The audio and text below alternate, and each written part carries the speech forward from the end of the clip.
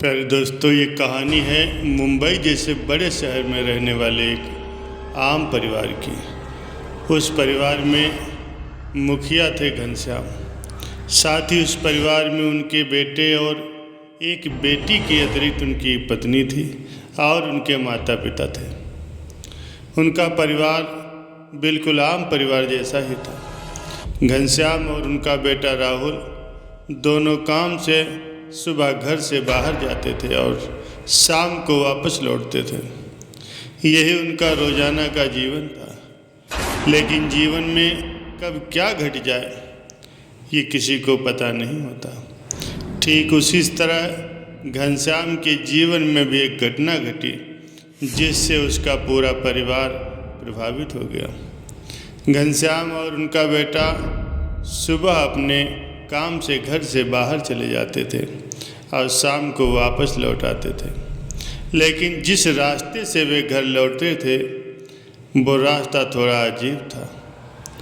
लोग तरह तरह की बातें किया करते थे उस सड़क या रास्ते के बारे में। लेकिन एक आम व्यक्ति जिसको अपने काम से रोज़ ही घर से बाहर जाना पड़ता था, उसको ऐसी बातों से कोई फिक्र नहीं होती। ठीक उसी तरह घनश्याम और उनका बेटा भी इस बात को जरा भी महत्व नहीं देते थे। लेकिन एक दिन जब दोनों अपने काम में व्यस्त थे तब मौसम अचानक से खराब होने लगा। तेज हवाएं चलने लगी, साथ ही बादलों का गरजना भी शुरू हो गया और चारों तरफ अंधेरा छाने लगा। ये सब देखकर राहुल तो अपने घर आ जाता है, लेकिन उसके पिता घनश्याम को काम ज़्यादा होने के कारण बहुत जल्दी घर नहीं आ पाते और जब उनका काम ख़त्म होता है तब वे अपने घर की ओर चल पड़ते हैं। मौसम खराब होने के कारण उनको कोई गाड़ी तो नहीं मिल रही थी, इसीलिए वे पैदल ही आगे चलकर देखने लगे कि शायद कोई गाड़ी मिल जाए। आगे जाने पर उनको एक रिक्शा मिला जिसमें वो बैठकर अपने घर की ओर बढ़ जाते हैं। लेकिन जिस सड़क की मैं बात कर रहा था उस सड़क पर रिक्शा के आने से पहले ही वो रिक्शा बंद हो जाता। घर तो उसी सड़क से ही होकर जाना पड़ता था, इसके अलावा कोई रास्ता भी नहीं था।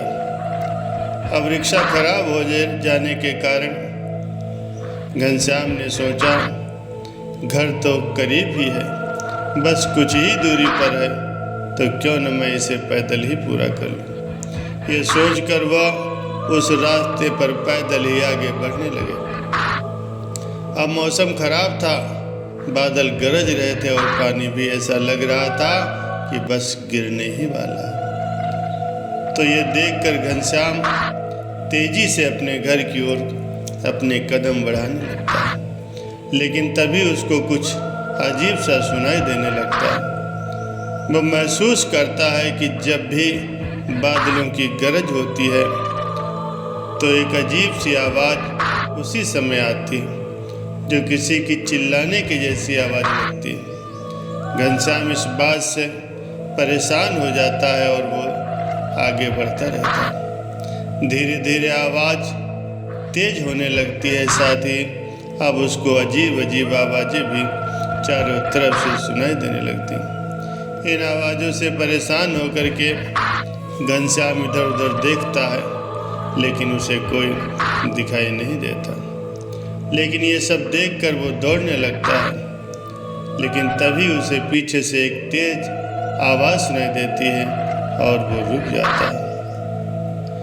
जब पीछे मुड़कर देखता है तो वो देखता है एक बहुत दूर से एक अजीब सी हरकतों वाला इंसान उसकी तरफ तेजी से बढ़ता चला रहा है। ये देखकर घनश्याम बहुत ज़्यादा डर जाता है, उसकी सांसें तेज हो जाती है और उसके दिमाग में कुछ नहीं आता। तभी वो वहाँ से भागने की कोशिश करता है और तेज़ी से भागता हुआ आगे बढ़ता जाता है।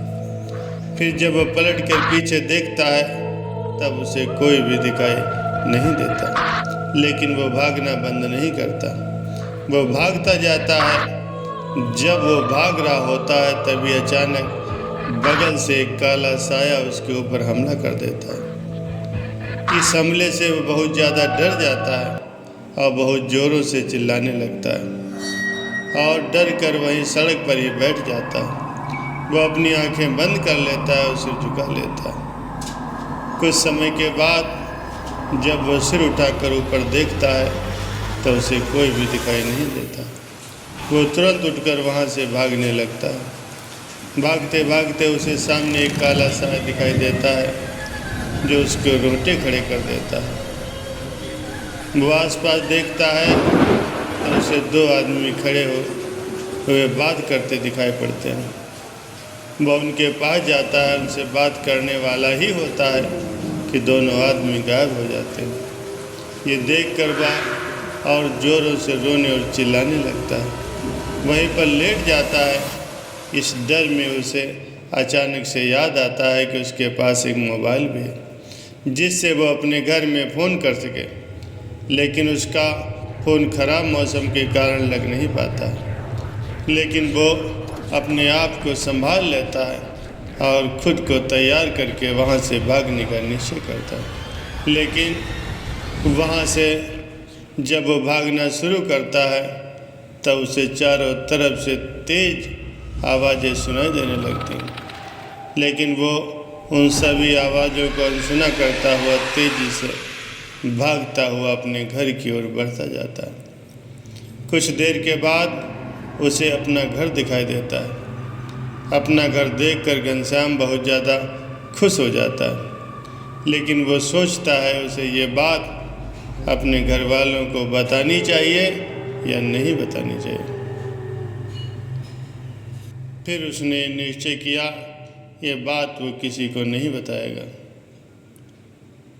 इसलिए वो घर जाकर खाना खाने के बाद तुरंत ही सो जाता है। उसे नींद आ जाती है, लेकिन अचानक ही आधी रात को उसकी नींद फिर से खुल जाती है। जब उसकी नींद खुलती है तब वह महसूस करता है उसका पूरा शरीर पसीने से भीग चुका है।